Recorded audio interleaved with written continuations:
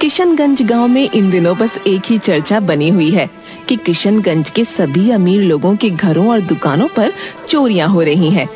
किशनगंज का इंस्पेक्टर रघु इसी तफ्तीश में लगा हुआ है, लेकिन चोर एक नंबर का शातिर है जो चोरी के बाद कोई सबूत नहीं छोड़ता और न ही किसी के हाथ आता।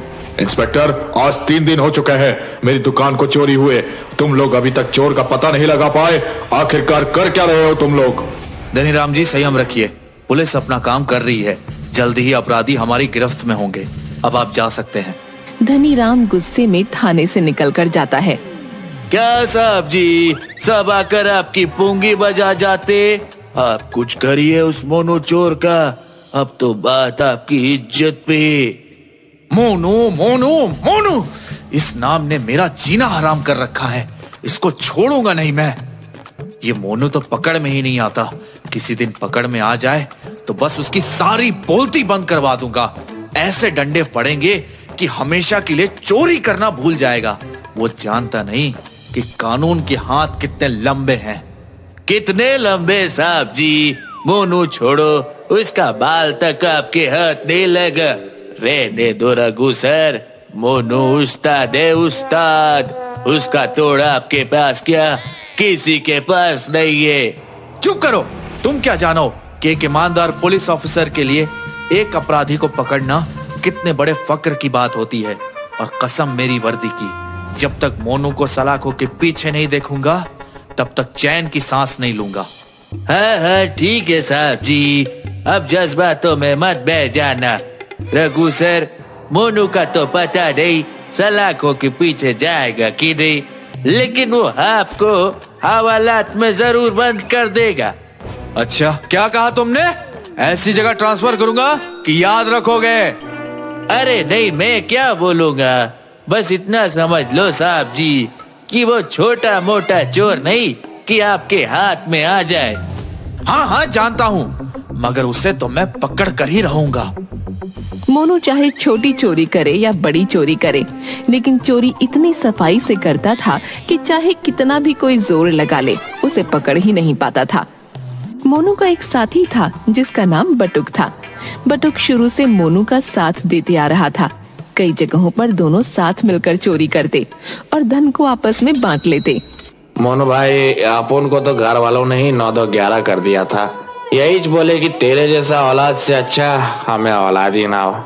लेकिन भाई, कभी कभी बहुत याद आती है घर की।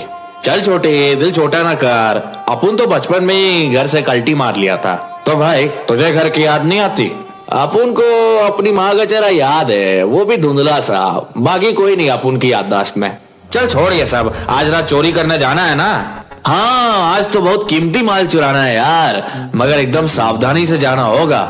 अरे भाई, जो भी हो, हम दोनों किसी से डरते हैं क्या? देखना सब सही हो जाएगा। आधी रात में मोनू और बटुक दोनों ही मुंह पर काला कपड़ा बांधकर निकल पड़ते हैं। अरे भाई, यहाँ तो पहले से कोई बैठा है।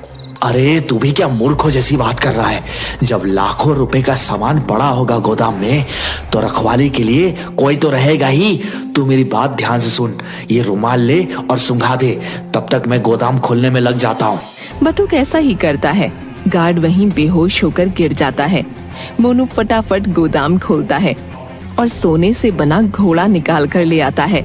ये देख भाई, एकदम चमचमाता हुआ घोड़ा। चल पकड़ इसे, अब कल्टी मार लेते हैं, इससे पहले कोई और आ जाए। मोनू और बटुक उसे चुराकर भाग जाते हैं।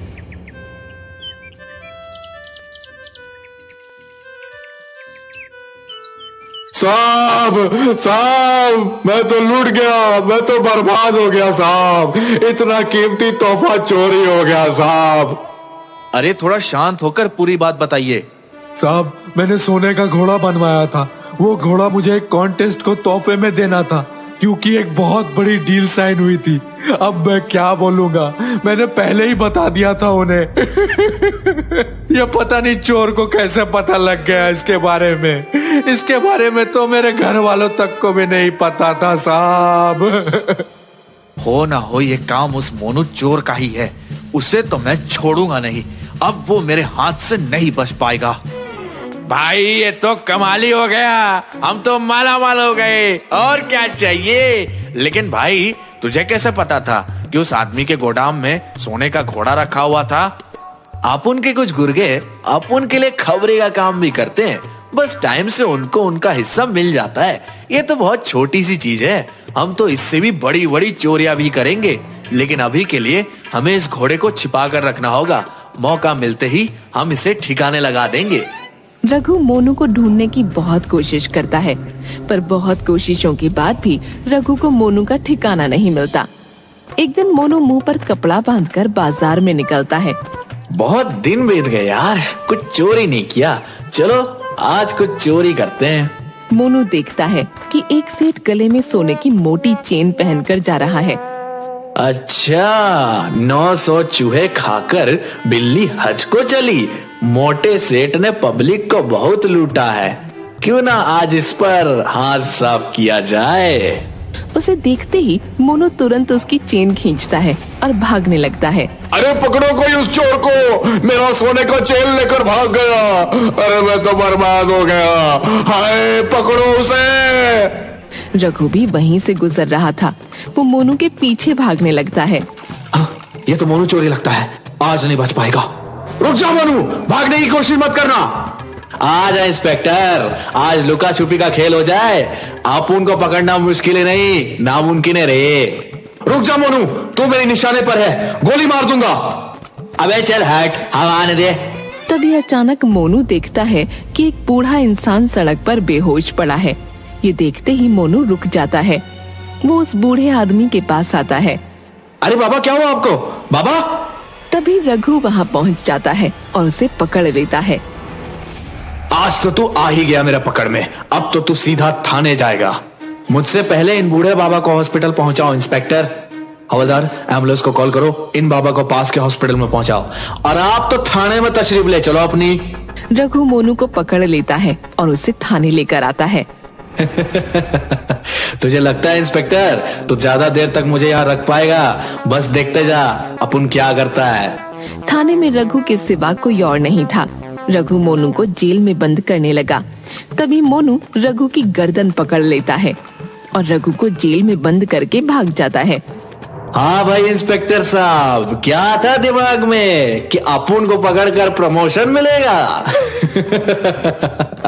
चलो थोड़ा सा मजा हवालात का तुम भी चख लो। मोनू भागते हुए अपने ठिकाने पर आता है। अरे मोनू, क्या हुआ भाई? इतना हाफते हाफते क्यों आ रहा है? कहीं पुलिस को ठिकाने का तो नहीं पता लग गया? अरे नहीं रे, वो चंपू इंस्पेक्टर ने पकड़ लिया था, बस उसी को पपलू बनाकर आया हूँ। उसने तुझे पकड़ लिया? मगर वो कैसे? क्या किया रे तू उसके साथ? अरे एक बूढ़ा आदमी बेहोश पड़ा मिला था, बस उन्हें देखने के लिए ही रुक गया और उसने पकड़ लिया। अरे बॉस, यही तो तेरी कमजोरी है। अच्छा छोड़ ये सब बात, बता आप कहाँ हाथ मारना है? यही इस गांव से थोड़ी दूर, बस ये समझ ले वो चोरी कर पाना थोड़ा मुश्किल होगा, मगर हम कर लेंगे तो समझ आगे का लाइफ एकदम हीरे माफिक गुजरेगा अपना। समझा ना छोटे? साला मैं तो साहब बन गया। वाह भाई, तुम तो एकदम आमिर खान के माफिक गाता है। वैसे मुश्किल क्या है चोरी में? अरे छोटे, देश के बड़े से बड़े हीरो बनाने की कंपनी है वो, वहां पर अपने हीरो के हार दिखाएंगे, बस एक हाथ लग गया ना तो सब सेटल है, समझा ना? कुछ दिनों बाद दोनों अपने अपने चेहरे पर दाढ़ी लगाकर सूट पहनकर वहाँ पहुँच जाते हैं। बटुक, हमें ऐसे दिखाना है जैसे हम भी बाकी लोगों की तरह यहाँ सब देखने ही आए हैं। तभी दोनों की नजर रघु पर पड़ती है। अरे देख बटुक देख, ये इंस्पेक्टर तो यहाँ भी आया हुआ है, इसने ही मुझे पकड़ा था, मगर इस बार ऐसा कुछ नहीं हो पाएगा। हाँ भाई, यहाँ तो बहुत अच्छा इंतजाम किया है इन लोगों ने। दोनों बड़ी ही शांति से अंदर जाते हैं और मौका ढूंढने लगते हैं जिससे कि वो कुछ चोरी कर पाएं। बटुक, ये तो बहुत बड़ा है, मैं उधर जाके देखता हूँ वहाँ क्या है।